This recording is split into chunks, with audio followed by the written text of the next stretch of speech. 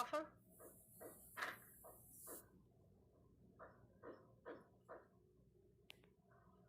Deixa eu convidar o Rafa mais uma vez. Espera. Rafa.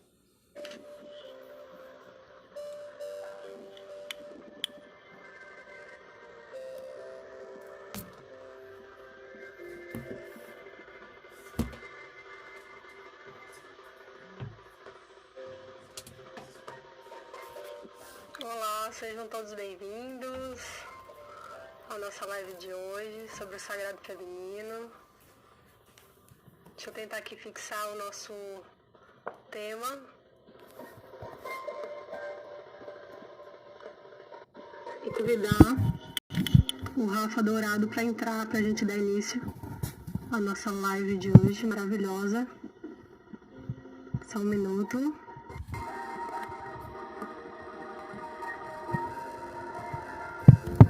Deixa eu convidar o Rafa.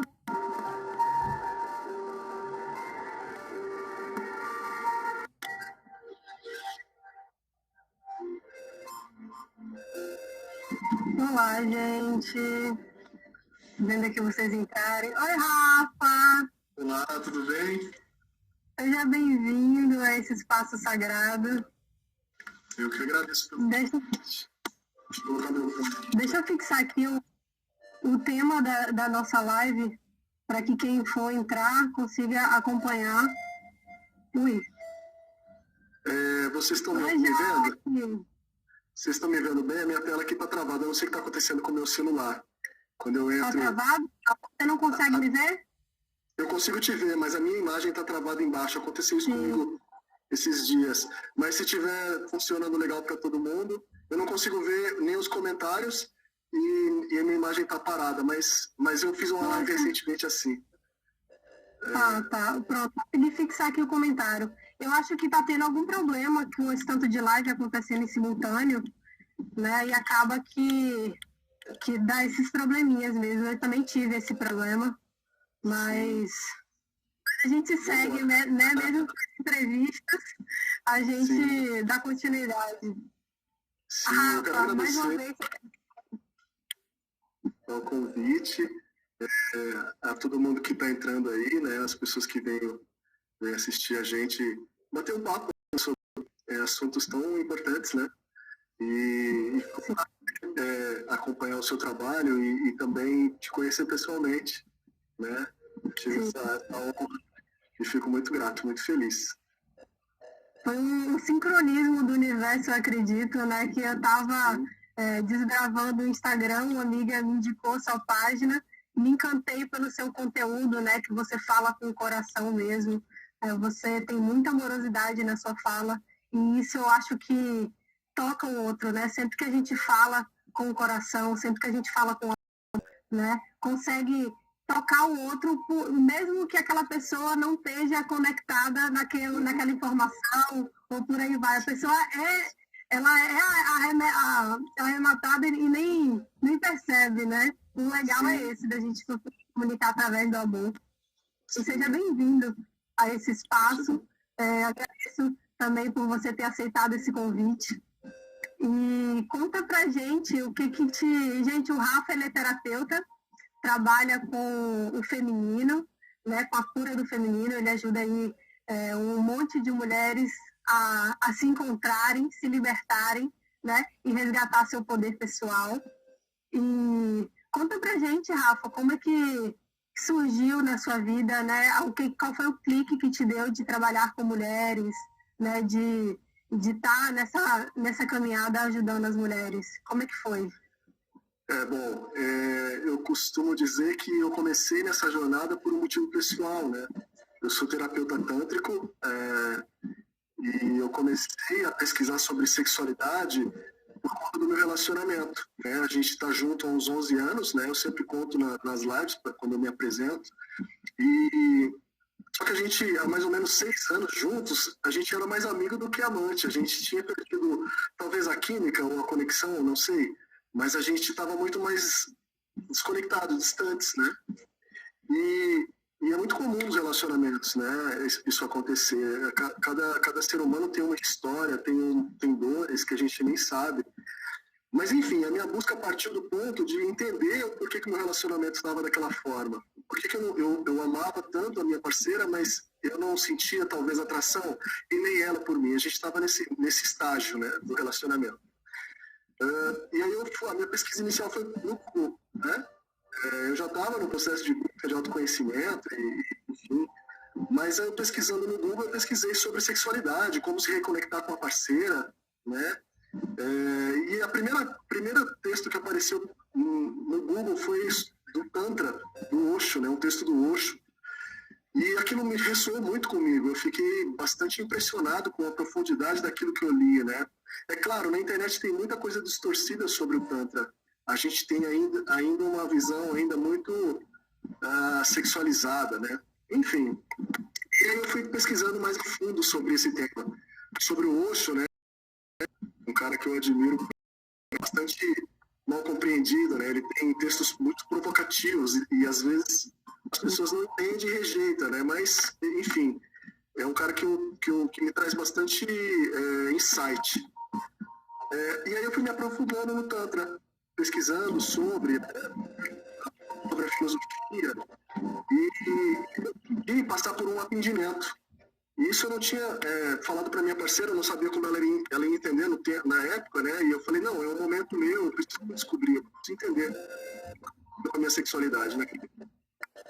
E aí eu marquei uma sessão da massagem tântrica, né? E essa terapeuta faz uns 5 anos, mais ou menos. Ela dava curso livre também, né, da massagem. Nada terapêutico, mas para autoconhecimento mesmo. E aí eu fui receber a massagem e, para minha surpresa, eu chorei muito na sessão. Eu acessei um espaço que eu não conhecia em mim, né? Mexeu com questões muito profundas. Veio imagens de agressões, por exemplo, meu avô foi um homem muito machista, mas também muito rude, né? Muito agressivo, talvez, eu diria assim. E me vinha muito a imagem do meu avô. Imagina, eu vendo a massagem, e me vindo insights, me vindo cenas, né? E eu chorava muito nesse atendimento. Até que eu entendi que vai ir além, né, do prazer, além do físico. E aí eu decidi fazer o curso com ela, né? E aí eu aprendi a massagem feminina. Quando eu apliquei a massagem na terapeuta, eu falei, meu Deus, isso é possível entender que a mulher pode sentir de uma forma tão sutil que leva ela num estágio de expansão de consciência tão profundo, né? E eu fiquei fascinado. E aí eu resolvi abrir para minha esposa que eu tinha feito esse curso, né? Que eu tinha passado por uma experiência. Ela tinha muita dificuldade com o toque, né? Com o toque físico, com o toque com a mão, o sexo oral incomodava demais ela. Ela se sentia repulsa, né? Mas ela não sabia o motivo.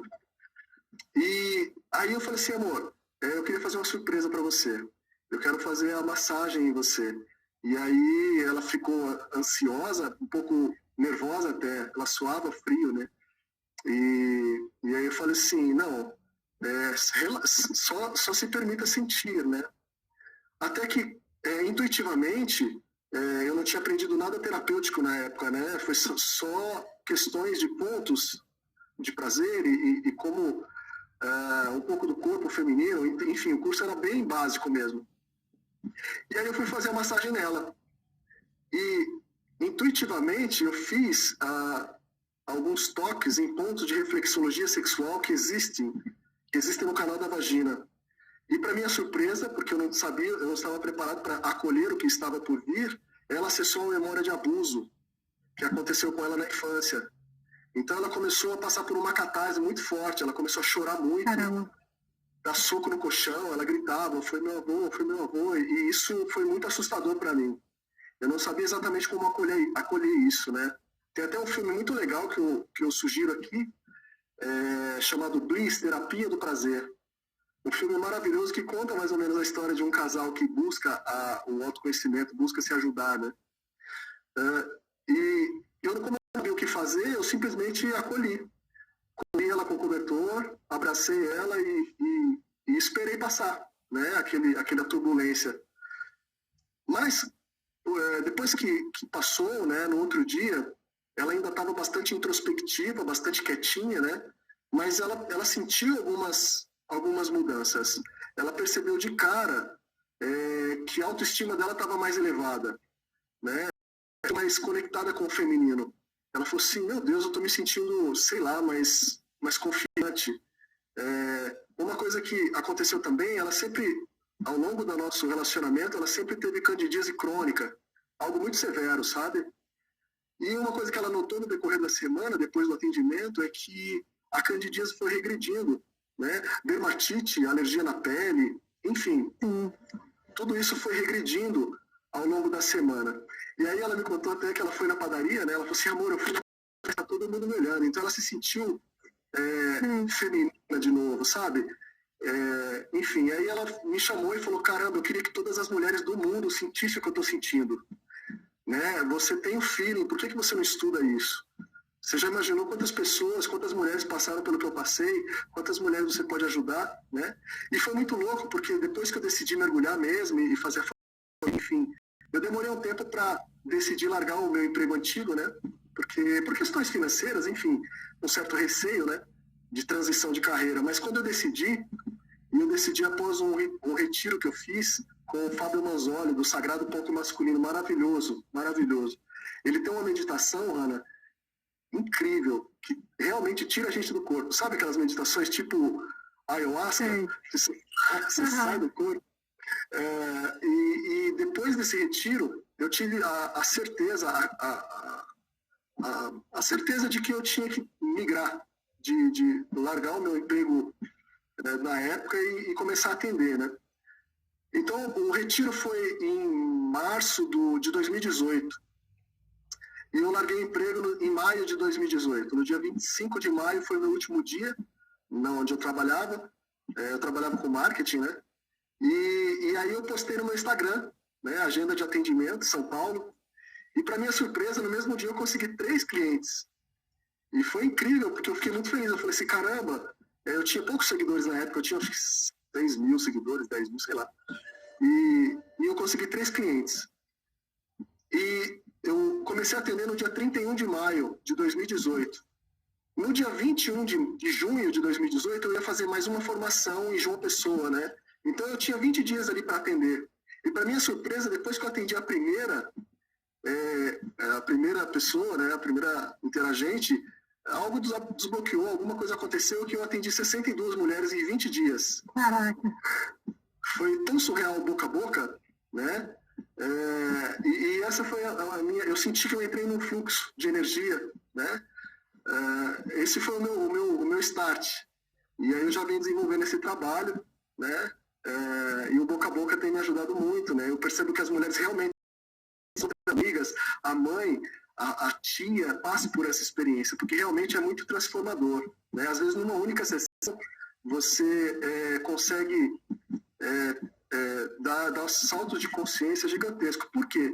Eu acredito muito que o Tantra ele vai além do que é vendido, né, na internet principalmente. Eu acredito que o Tantra é uma filosofia belíssima, que trabalha bastante o estado de presença, né? O estado de presença que é tão difícil entender, porque a gente busca o estado de presença de maneira racional e isso é quase que impossível, né? A gente parte para uma meditação de uma maneira racional, né? A gente quer buscar silenciar a mente. E eu acredito muito que o Tantra ele vem trazer uma visão feminina, da energia feminina. É uma visão de que o estado de presença ele está no sentir, né? Quando você começa a perceber o seu corpo, perceber a energia, perceber a pulsação do seu corpo, você começa a se desidentificar da mente. Você começa a entrar num fluxo de energia diferente, né? Um fluxo divino. É claro, a cada sessão, cada pessoa tem um processo, né? Não é na primeira sessão que a gente espera que acesse o céu, né? Como diz Buda. Buda, mas budistas também, né? budistas, né? Mas a gente entende que cada pessoa, eu acredito que é uma jornada, né, de desconstrução do que a gente aprendeu sobre sexualidade, sobre o nosso corpo, sobre a não aceitação do nosso corpo, né? As mulheres sofreram séculos por conta dessa repressão, né? Mas eu acredito, Ana, que tudo segue um fluxo de evolução. Eu sempre costumo dizer lá nas lives, né, que tudo está certo, sempre certo, e até quando dá errado, está certo, a gente aprende e a gente evolui, né? Se a gente parar a partir do princípio de que nós saímos de, sei lá, da Idade Média, bárbaros, e hoje nós estamos caminhando para um despertar coletivo, né? Isso é surreal. Então faz parte de tudo que a gente vive. É claro que quando a gente entende, a gente para de lutar contra os tropeços, né? A gente começa a desviar como a água, né? E a gente para de perder energia nesse caminho. Porque eu entendo que uma ilustração bem simplória, né? É como se a gente fosse um sol na nossa jornada. E todas as distrações, todos os nossos apegos, todas as nossas questões vão diluindo os nossos raios de sol. A gente perde magnetismo, né? Então a gente aprendeu que buscar algo, alguma coisa é muito sofrido, é difícil, né? Então a gente começa como um imã invertido, correr atrás dos nossos sonhos, mas a gente repele o sonho e a gente fica nessa busca infinita. E quando a gente entende, a gente para de perder tempo com as distrações externas, né? E aí tem várias distrações, principalmente as fugas, né? A gente começa a ficar mais magnético, a gente começa a ficar com os nossos raios com mais alcance, né? Então a gente começa a atrair os nossos desejos.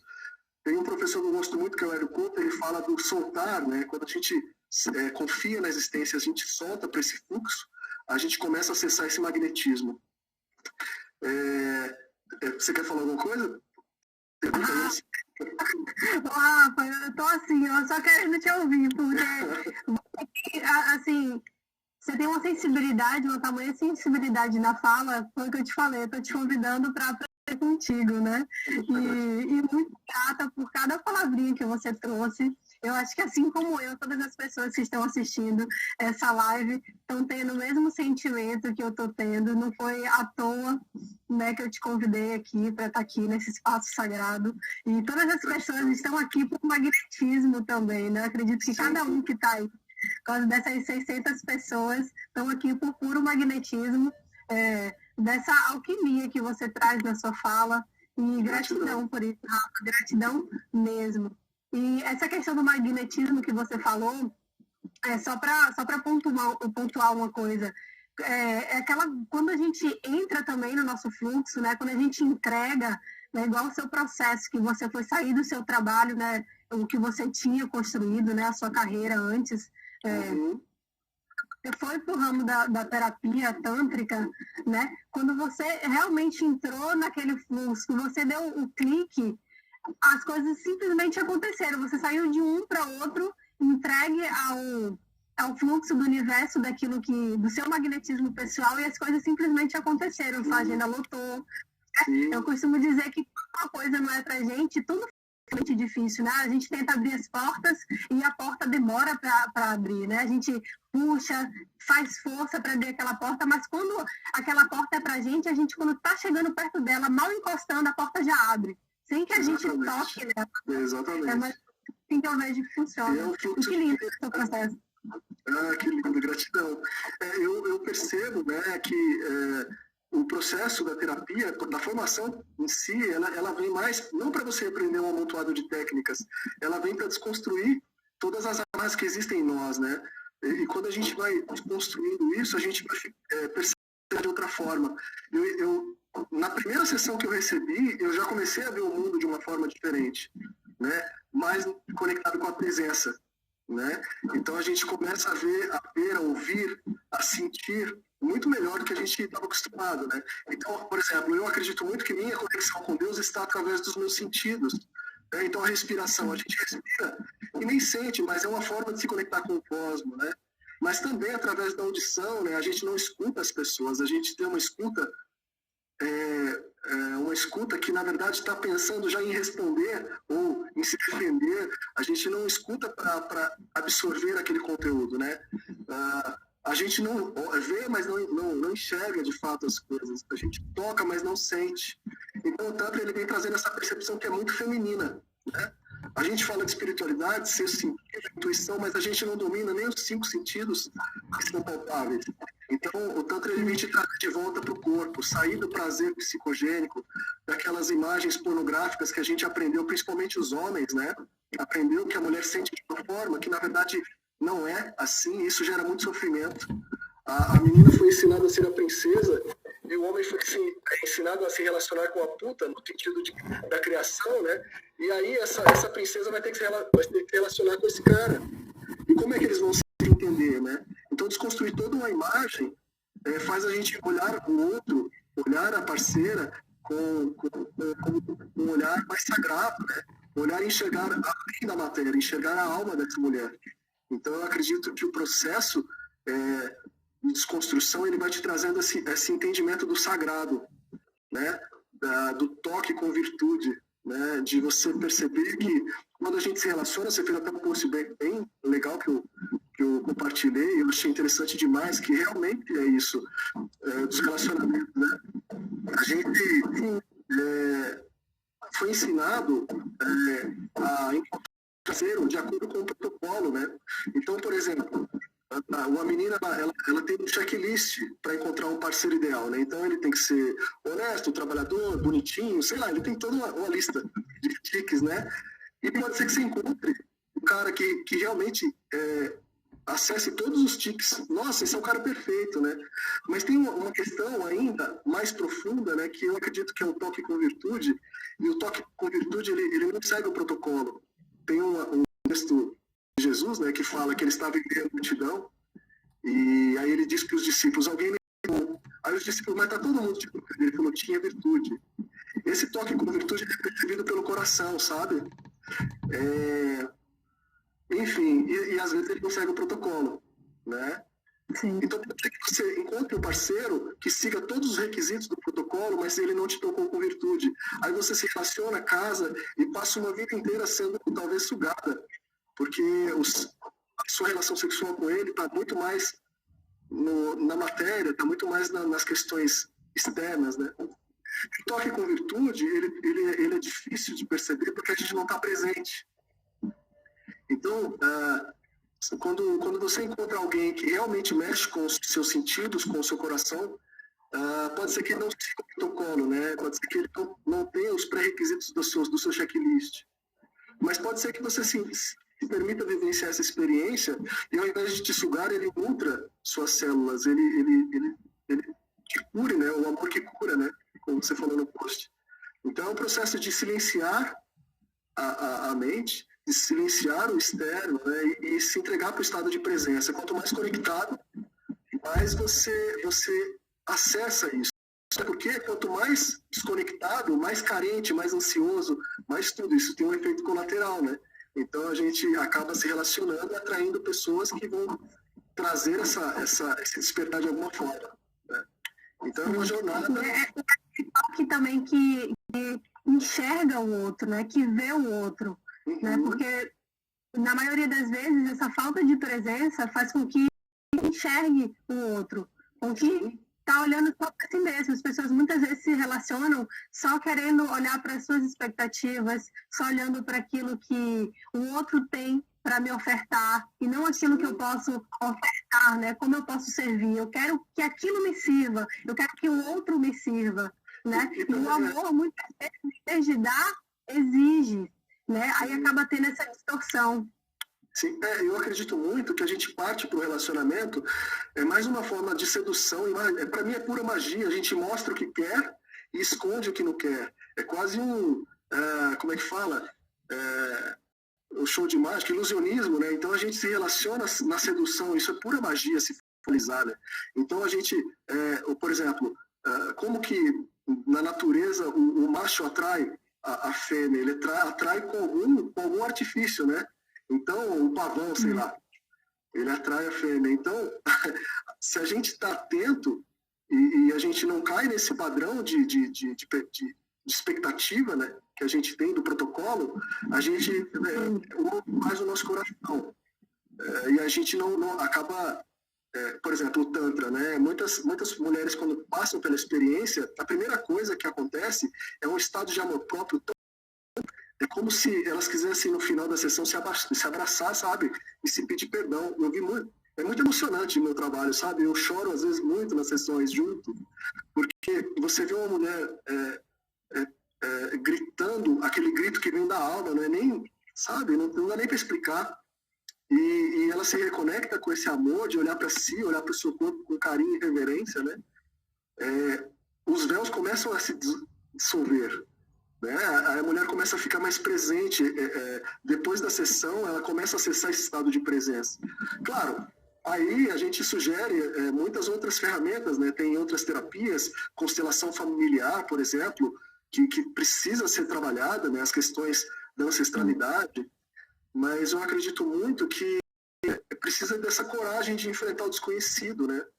Enquanto a gente não perceber que a gente está num padrão de sofrimento e entender que se a gente não tomar uma postura de parar, o Hélio Couto fala muito isso, para de plantar ainda desconectado, porque a colheita vai ser inevitável. E não significa que se você parar agora, não vai existir uma colheita. A colheita de tudo que você fez, desconectado da sua essência, ela ainda vai vir, né? Porque muita gente tem uma visão romântica do despertar, né? A gente acha que, agora eu despertei, não vai acontecer mais nada, né? Então, não é bem assim, né? A gente passa por todas as principalmente por uma colheita ainda desconectado, por exemplo, muitos sonhos são inseridos no nosso inconsciente, né? Muitos desejos são inseridos, implantados como chips no nosso inconsciente. Então, por exemplo, quando você acredita que você nasceu para... eu desde de criança que eu sonho em ter uma festa de debutante, sei lá, um exemplo bem básico. Eu sempre sonhei em me casar de branco, ou eu sempre sonhei em ter filhos. Isso são questões primárias, né? Eu estou falando de um, tem vários outros. Quando você segue esse sonho, talvez não seja o sonho da sua alma, é muito capaz de que quando você despertar, você vai colher todo a colheita que você plantou, né? Então, não tem como jogar pro ar tudo e pronto, agora eu vivo de luz, iluminei, não é bem assim, né? Então a gente tem que estar, quanto antes, quanto mais cedo a gente entende, né?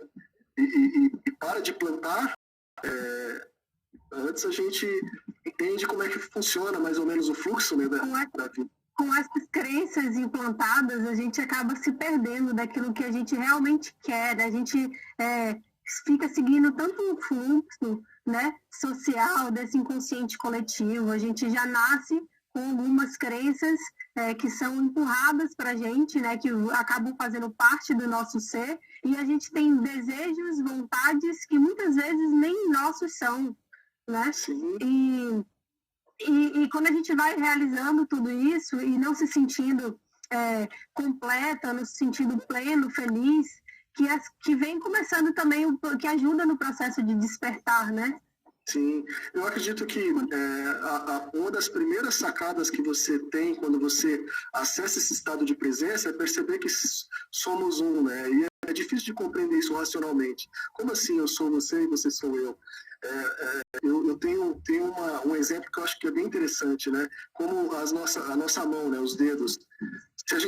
Se os dedos tivessem consciências individualizadas, eles achariam que eles seriam separados, né? Então esse dedinho ele acha que é o Rafa. Mas esse aqui também é o Rafa.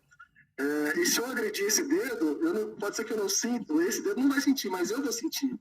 Então, a compreensão de que todos somos um e que todos estamos em diferentes situações de consciência, né, a gente começa a não revidar com as situações externas. Então, a uma agressão, por exemplo, se eu tenho essa consciência, é como se eu espelhasse o outro, é como se eu visse o meu rosto no rosto do outro. Então, ao invés de revidar, eu simplesmente desvio. Eu não preciso rebater. Então, essa é uma compreensão que também faz a gente não economizar energia, mas evita que a nosso raio de sol se dissolva, sabe? Então, eu acho que na nossa caminhada, parar de revidar E aí você começa a entender, tem uma série que eu acho que dá um nó na cabeça da gente, que é a The Midnight Gospel, né? Não sei se você assistiu. Não assisti. Do céu, assiste É essa bom? série, porque... Não, eu já assisti umas 3 vezes, porque realmente ela faz uma coisa... É claro, é uma loucura, né? Tá tudo muito acontecendo ao mesmo tempo, e são depoimentos, né? Depoimentos de pessoas, e os personagens, eles vão falando os depoimentos, e tudo que está acontecendo, na verdade, nem importa. Mas tem símbolos e tem questões, o diálogo, né? Então é uma série muito de expansão de consciência real. Eu acredito que é um ser de luz aí que quer trazer aí um portal. Vou assistir. Assiste. Vou assistir. Gente, depois eu tô vendo aqui que tá todo mundo perguntando qual que é o nome da série, qual que é o nome do filme que você indicou. Todas as indicações que o Rafa deu aqui na live, eu vou pedir para ele deixar por escrito para mim, que eu deixo no story e ainda marco o Instagram para vocês irem lá e seguir ele, tá bom, gente? Perfeito, perfeito. Essa realmente ela traz uma percepção, né, de como que funciona o fluxo. A gente precisa entender como que é a estrutura do jogo da vida, porque senão a gente continua repetindo infinitamente, reproduzindo os mesmos padrões, né? E na minha visão, a terapia tântrica ela é uma ferramenta de libertação ancestral, eu diria. Imagina mulheres que viveram séculos de sofrimento, de repressão, de dor, né, de abusos. É como se toda uma ancestralidade estivesse nesse looping de sofrimento. E quando para nessa mulher, nessa que decidiu enfrentar o desconhecido, é como se toda a sua linhagem fosse beneficiada com isso, sabe? Eu sou muito conectado com a ancestralidade, sabe? Eu tenho muitos estudos e principalmente com as medicinas, né? Eu tenho, sei lá, acessos com ancestralidade, eu diria assim, né? Então, eu acredito muito que... Uma conta que eu escutei numa live sua, experiência que você teve, em que você acessou, não sei se era uma memória, mas uma representação do seu trabalho, como é que seria? Ah, sim. Né? Que você estava num trem. Conta isso. Eu me arrependo todo. Falei, caramba, que história. Foi uma miração muito palpável, sabe? A miração, ela tem uma característica diferente do sonho. A miração nas medicinas, elas têm uma textura diferente.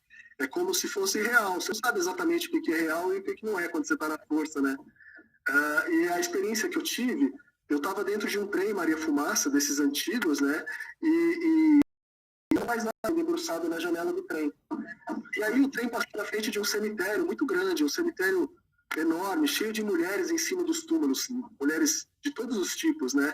E quando essas mulheres me viram, elas me cumprimentaram e disseram: gratidão por ajudar nossas meninas, nós vamos levar elas até você.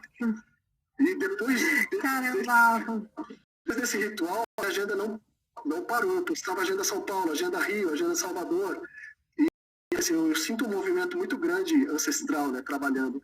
E foi uma experiência surreal. Eu chorei pra caramba nesse sonho, porque eu sempre me senti muito... que se cura.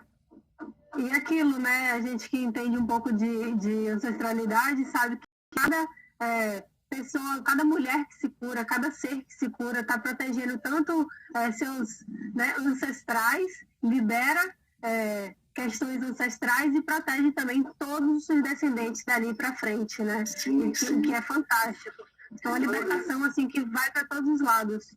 Exatamente. Eu me senti muito protegido por essas mulheres, sabe?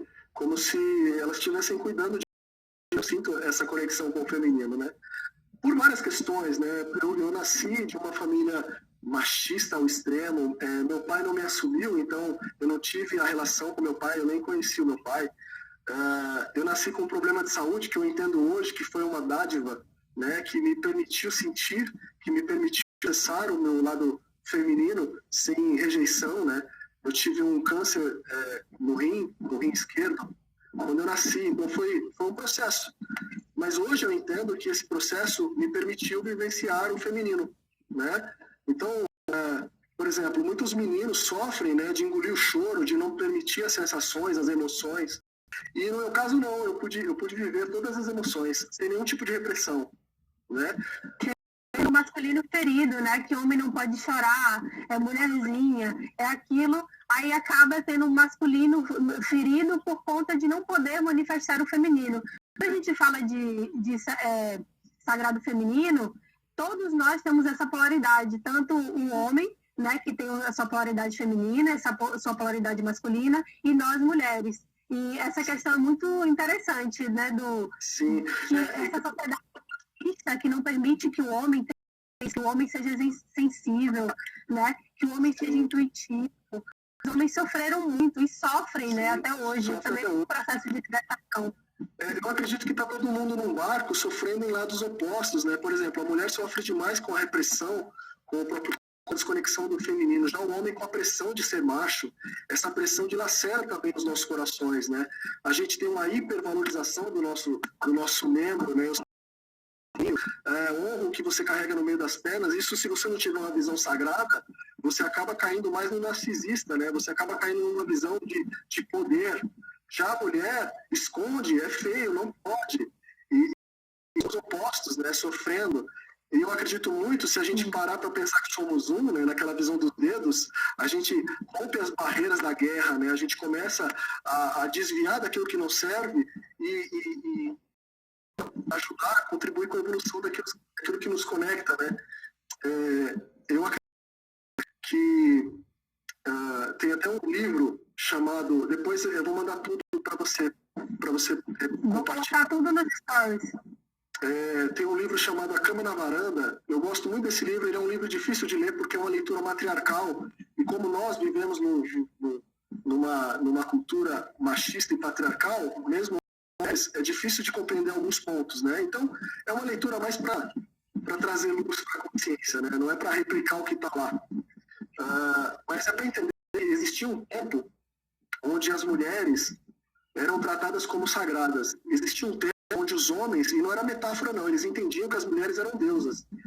Eles acreditavam que por exemplo, eles não tinham... portal para criar a mulher carrega o símbolo, né, do útero, né, que é o símbolo da geração, né, de trazer vida à terra, né, como é que a própria terra é como mãe natureza, né, que vem as deusas, mãe, a reverência à mãe, né. Naquele tempo as mulheres, elas tiveram uma evolução surreal, e eu acredito que até hoje as mulheres têm essa sensibilidade, né.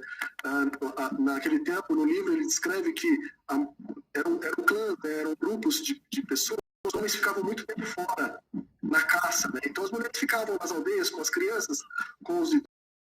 Ela percebeu que na natureza, a agricultura, por exemplo, ela percebeu que a semente germinava, então ela teve a sensibilidade de perceber essa agricultura, né?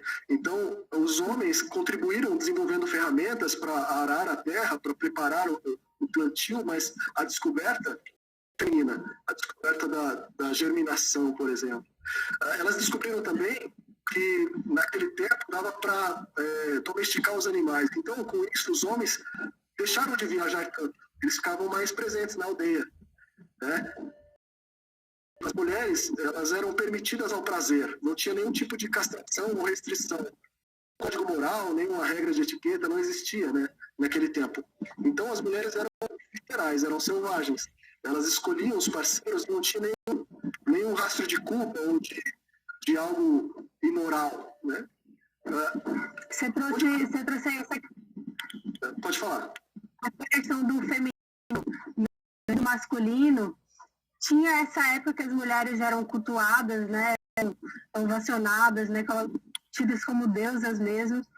E com o tempo, as mulheres foram, né, oprimidas, seu papel foi, né, ficando secundário e tudo mais. E esse movimento que a gente vê hoje, né, do feminismo, a busca pela igualdade de direitos, fez com que muitas mulheres, né, confundissem direito com igualdade, né, do feminino e masculino, no sentido de que as mulheres deixaram de pensar como mulheres, quiseram agir como homens, pensar como homens, se relacionar como homens, né? Aquela questão aí acaba oprimindo um movimento que seria de libertação, né, com esse detalhezinho aí, fez com que o feminino, esse sagrado feminino dentro delas, fosse mais apagado ainda, né? O que você acha disso?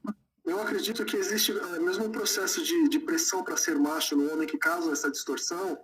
Eu acredito muito que, por exemplo, nesse livro, né, naquela época eles não entendiam que era através do sexo que a mulher engravidava. Então, para eles, era um milagre. Quando uma mulher ficava grávida, eles iniciavam, né?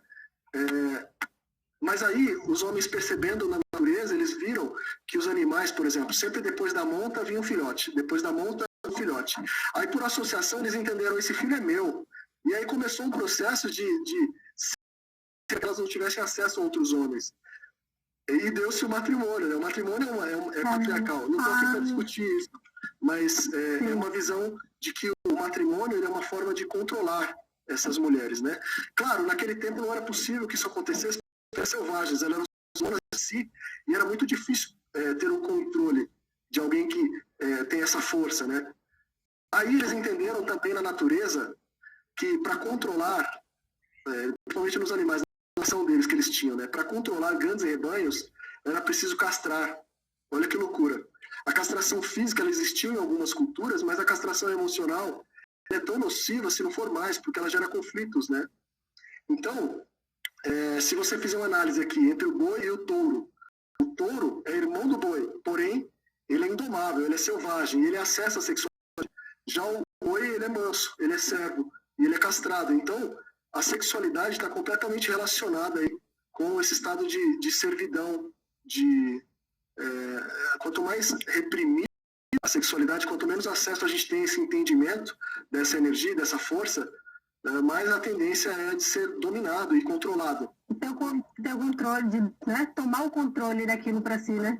Exatamente. Então, eu acredito muito que nesse tempo aconteceu a virada do matriarcado para o patriarcado, né? Algumas pessoas falam matricentrismo, né? Eu acho que é isso a palavra. Eu estava assistindo um vídeo, né, falando do patriarcado e do matriarcado, que seriam meio que opostos, né? Mas os dois pecando pelo controle, pelo outro, né? Aqui vem o patricentrismo, seria no sentido de ter a mulher essa fonte divina, força não no sentido de domínio, mas de potência, né? De da sua potência interior. Exatamente. Então, quanto antes a mulher se libertar dessas amarras, o DNA, né, de geração após geração, essa castração ela foi tão enraizada no inconsciente que é muito comum que a mãe transfira para a filha esse tipo de castração. Quando uma menina descobre que o corpo é prazeroso, por exemplo, na infância, a mãe faz esse papel de castradora, né? Ela não introduz o entendimento do sagrado, ela simplesmente reprime e inibe qualquer tipo de contato, que não vai evitar que ela tenha o contato, mas também acessa o sentimento de culpa. Então, a grande questão é a repressão não inibe que a pessoa vivencie o sexo, vivencie a masturbação. Isso que insere o chip da culpa, né? Então essa culpa acaba reprimindo a nossa energia, faz com que a gente fique cada vez mais no denso, no primitivo, nas questões de sobrevivência, de compulsões, né? de fugas, né? Então tanto ele vem trazer a direção do e elevar essa energia, trazendo o sutil, o celestial, vem trazendo uma visão amorosa de si mesma.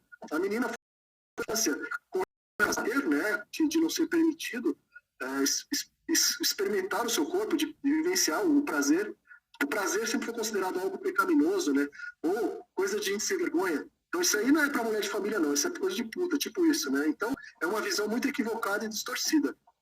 Outro ponto que a mulher também conectou com o menino foi quando ela virou mocinha, né? Ainda criança, a menina passa por um processo muito difícil por conta de falta de apoio, talvez, da família. Então, quando ela fica mocinha, ela geralmente com 9 anos, sei lá, aí ela virou mocinha.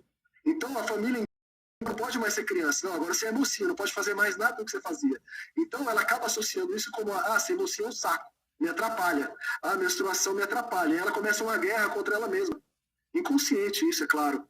Né? Então, o caminho do sagrado é fazer as pazes com o seu corpo, com suas secreções, com sua menstruação, com o prazer. Quanto mais você desconstrói essa imagem de que é proibido e pecaminoso, mais você se conecta com o sagrado, com o celestial.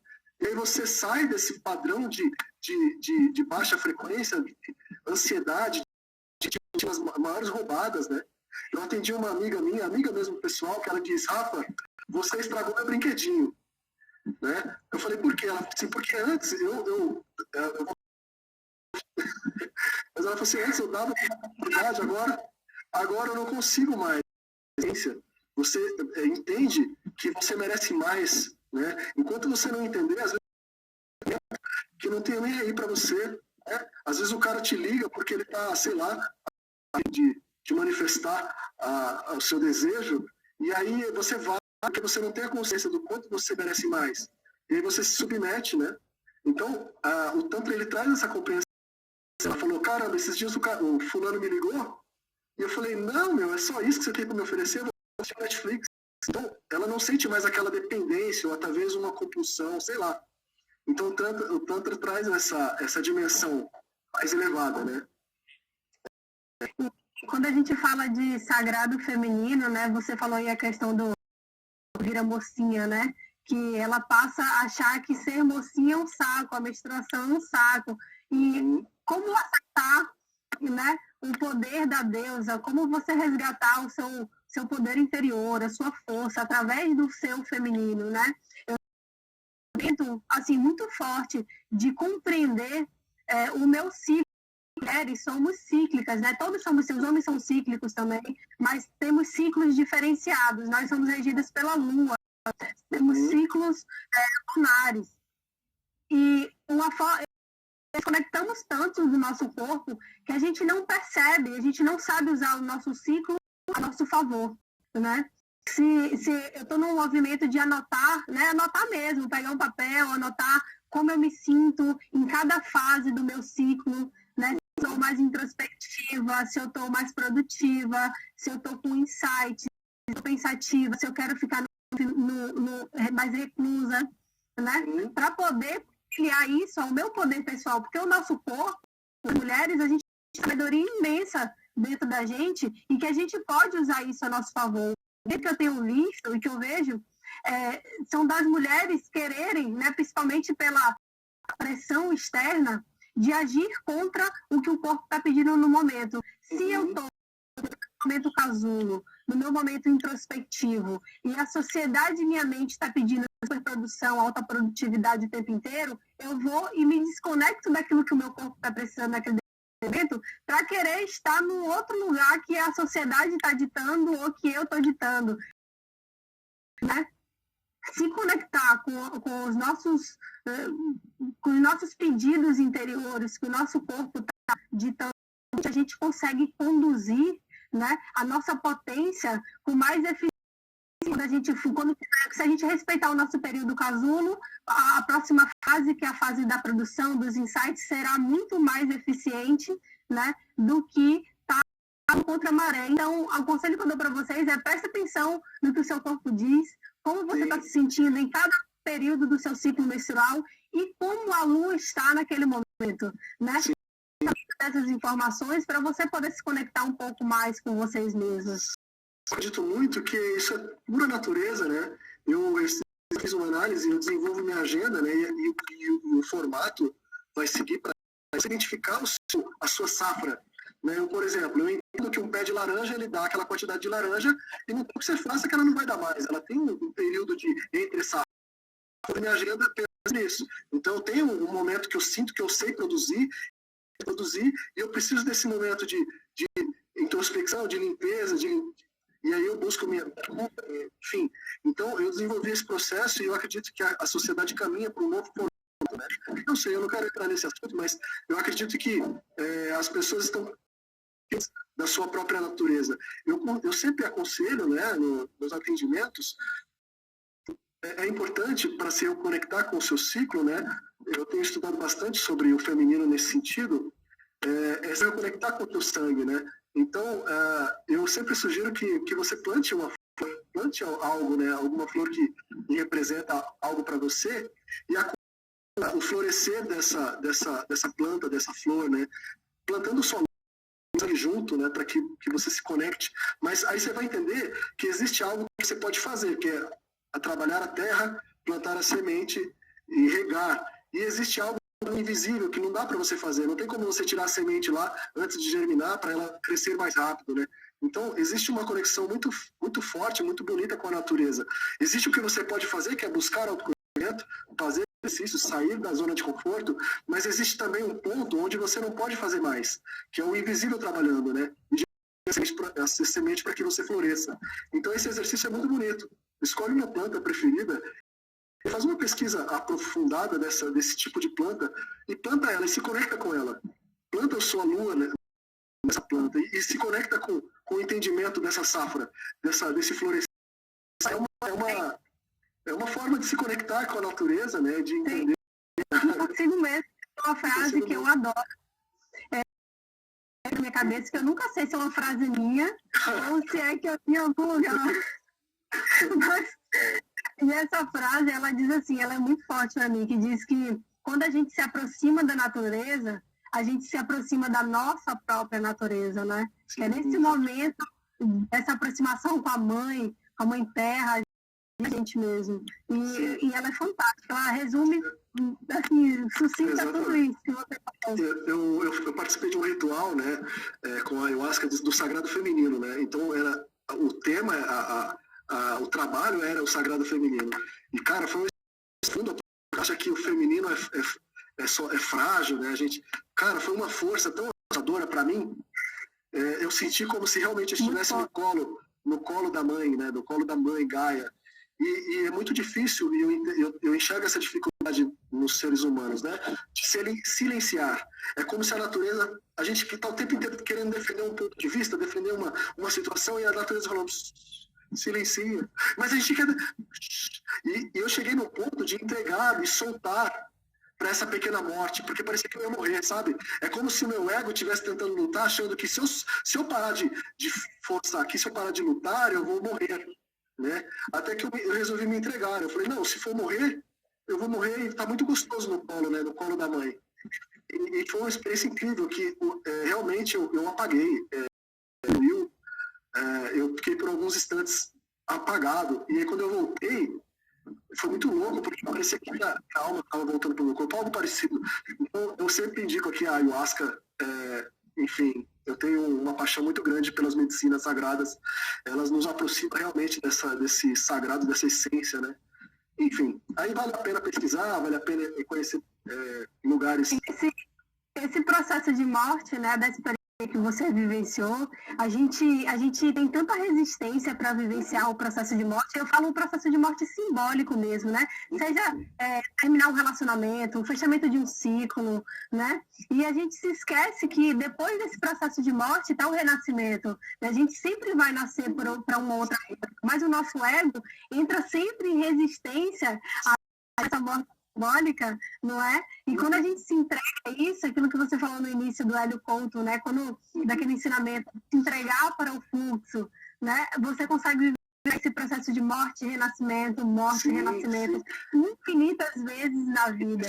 Tem até uma frasezinha que fala disso, né? Que a borboleta olhou perplexa para a humanidade, né? Que sempre falava do seu processo de metamorfose. E disse assim, poxa, vocês falam tanto da minha transformação, mas vocês podem viver ela quantas vezes vocês quiserem em vida e não fazem, né? Sim, é muito profundo. Não é? Lindo, lindo, lindo. Eu acho que a gente vive tentando evitar a morte, isso que gera o sofrimento, né? Eu passei por uma experiência no início do meu relacionamento, eu estava namorando ainda com a minha parceira, com a Paulinha, e a gente foi para Maresias, em São Paulo, né? E era uma praia bem gostosa, toque-toque pequeno, que não tinha muita onda, era uma piscina quase. E a experiência foi a seguinte, eu sei na...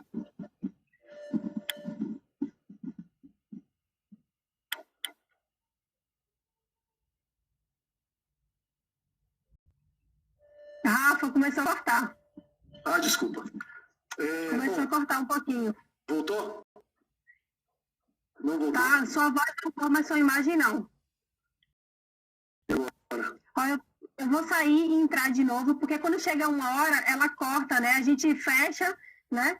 E depois encerra, tá? E depois, tá bom. História, né?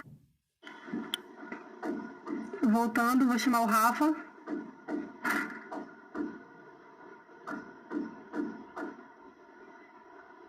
Deixa eu convidar o Rafa mais uma vez. Espera. Rafa. Espera ele entrar, que ele não tá online ainda. Gente, enquanto o Rafa não entra, todas as indicações que ele deixou aqui pra gente, de filme, de série, de livro, eu vou deixar tudo anotado e vou compartilhar nos stories e vocês acessem e deixar o Instagram dele lá e pegar todas essas informações que foram compartilhadas conosco. Pronto, estamos de volta. Voltamos. Bom, eu estava contando a história, eu acho que é a história de quando eu fui para Maresias, né? E olha que louco que aconteceu comigo. Eu sei nadar mais ou menos, né?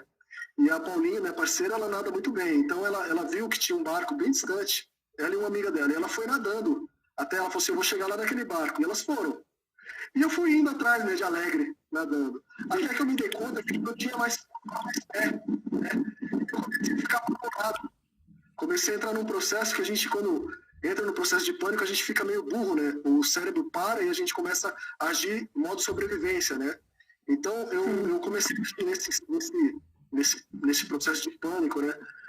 E ela percebeu, ela olhou para trás, foi um milagre divino, ela olhou para trás e ela começou a perceber que eu estava esquisito, né? Que eu estava montando na superfície. E aí ela começou a voltar, ela é amiga dela. E aí ela chegou perto e ela falou uma frase que ficou muito gravada em mim, que ela falou assim, amor, solta que você boia, né? Para de ficar forçando, né? E aí eu tive que enfrentar a morte pela primeira vez no ego, né? Então eu soltei, eu falei, quer saber? Eu não aguento mais. E para minha surpresa eu soltei e o meu corpo flutuou, boiou, né? E aí ela veio nadando, colocou a mão embaixo de mim e me levou para a margem. Então, na vida é mais ou menos assim, né? Solta que Nossa, você que boia. simbólico. Para de ficar lutando contra, né?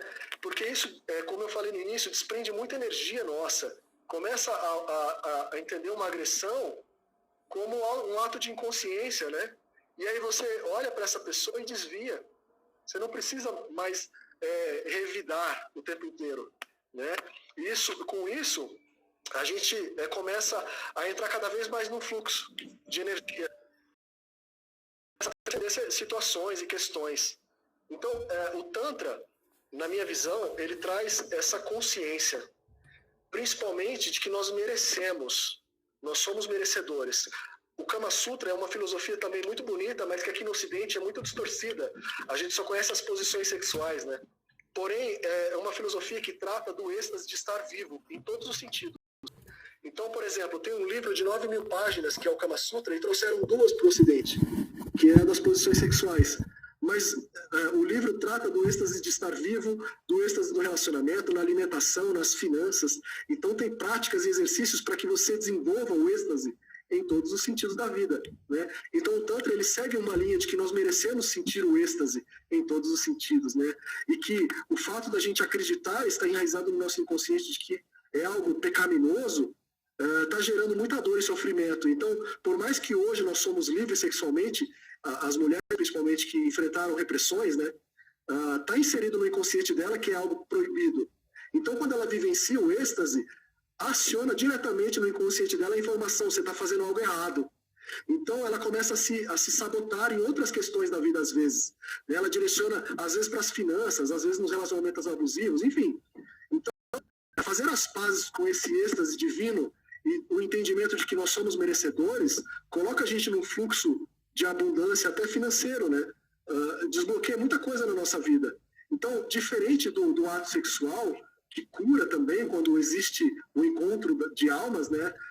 Na terapia, a gente trabalha, e de uma forma não sem conotação sexual, apesar de tocar o corpo, a gente traz essa energia, e essa energia ela dissolve couraças e informações que estão bloqueando a nossa vida, né? Então, tudo que você viveu desde a infância está registrado no seu inconsciente, mas também está registrado no corpo, nas memórias celulares. São couraças energéticas, né? E quando a gente mexe com energia, a catarse é quase que inevitável, porque ela coloca para fora através do choro, do grito, de espasmos, tudo isso que precisa sair. O nosso corpo sabe muito, né? A nossa mente ela é mais limitada com relação à sabedoria do corpo. Então a gente precisa dar esse primeiro passo de entender, não, eu preciso de ajuda. Eu preciso entender que a minha sexualidade vai além do que eu imagino, né? Para a gente sair do primeiro degrau da pirâmide, primeiro degrau da pirâmide de Maslow, né? Que mantém a gente servindo nas compulsões, na sobrevivência. Então, quando a gente começa a trabalhar a energia sexual, a gente começa a elevar também a nossa frequência. Sair desse estado denso e começa a acessar um estado crístico, um estado onde a gente abre o nosso coração, né? Onde a gente começa, eu gosto muito dessa palavra celestial, né? Eu acho, ela ressoa muito, eu gosto de falar essa palavra. A gente se conecta com o celestial, com o angelical, com o divino, né? Então é um trabalho de desconstrução. Então quando você toma a iniciativa... E essa energia, Rafa, foi outra coisa que eu escutei em uma live sua que eu fiquei assim, caramba, que lindo, né? Que a energia, né, que vibra o coração, né? Que ela é sentida e percebida assim a quilômetros e quilômetros de distância. Sim. E que você me da chegada de Cristo a uma cidade. Conta aí. Sim. Não quero contar porque eu acredito muito, né, que a energia, quanto mais conectada com o cardíaco e com os chakras superiores, mais ela tem expansão, né? E aí entra o magnetismo, né? Tem uma história tanto de Cristo quanto de São Francisco de Assis, que eu gosto muito. Diz que São Francisco de Assis, ele, além de exalar essa energia, ele exalava uma fragrância, né? Ele tinha um perfume. Então, quando ele ia visitar uma cidade, 2 dias antes de São Francisco chegar nessa cidade, ele já sentia a presença dele. Ele sentia o perfume eu não sei exatamente qual planta que é, qual flor, mas hoje São Francisco está vindo, porque eles sentiam esse aroma, essa frequência. A alcançada no raio de, sei lá, de 6 quilômetros quadrados, né? Então, você ganha muito alcance, você fica muito visível aí. Né? Existe... É incrível que essa vibração, né, ela contagia a gente, ela toca e automaticamente todas as pessoas que estão em volta desse ser humano assim, iluminado, que tem uma vibração cardíaca elevada, sim, se beneficiam, acabam se sentindo melhores. Né? Tem esse princípio da vibração, que toda vez que um sábio passava por uma cidade, né, as pessoas percebiam que teve aquela passagem por ali, porque automaticamente as pessoas já ficavam um pouco mais, né, a consciência ficava mais expandida, as pessoas tinham olhares para outras coisas. É um princípio maravilhoso, ele está dentro de um livro chamado O Cabalho, né, que é a filosofia do Antigo Egito, e que tem os princípios, todos os princípios que explicam o universo, e o princípio da vibração é um desses. Maravilhoso. Eu acredito muito, né, que essas consciências que trazem essa percepção, se a gente for estudar a rede, eles chamam de rede de Indra, né, que é uma teia cósmica, onde todos nós estamos conectados, né? Existe como se fosse uma rede mesmo, né? Existem são Atmas, que são consciências supremas que estão ajudando na evolução do planeta. Então, elas aí espalhadas nessa teia cósmica. Então, geralmente, quando um ser ele tem essa expansão, ele tem esse alcance, ele é considerado o Atma, né, que é o eu supremo, o eu superior, o divino, enfim. E ele traz transformação porque ele automaticamente ele silencia. Ele consegue, através da sua frequência, quando você está diante de alguém que vibra nessa expansão, você silencia de defender o seu ponto de vista. Você simplesmente é o silêncio lá da mãe, né, que ela fala, calma, eu tô aqui com você, eu te protejo, tipo isso, de você se sentir seguro e acolhido, né? Então, a gente percebe muito quando a gente trabalha o estado de presença. A gente vejo o tempo inteiro me conectando com esses anjos, né? E anjos visíveis, pessoas, né, contribuindo com a evolução, né? Pessoas que fazem um trabalho de pílulas diárias, de trazer ciência, de trazer amor, né? De trazer uma palavra de expansão de consciência. Então, Tem uma frase que eu adoro que fala assim, que a ver Deus, aprende a ver Deus é aquele que olha no espelho e vê, consegue ver a humanidade inteira, né? Nossa, lindo. Ver a todos. Eu acredito que é isso. Nós temos hoje muita informação disponível, muitas ferramentas, muita gente boa, né, com vontade de ser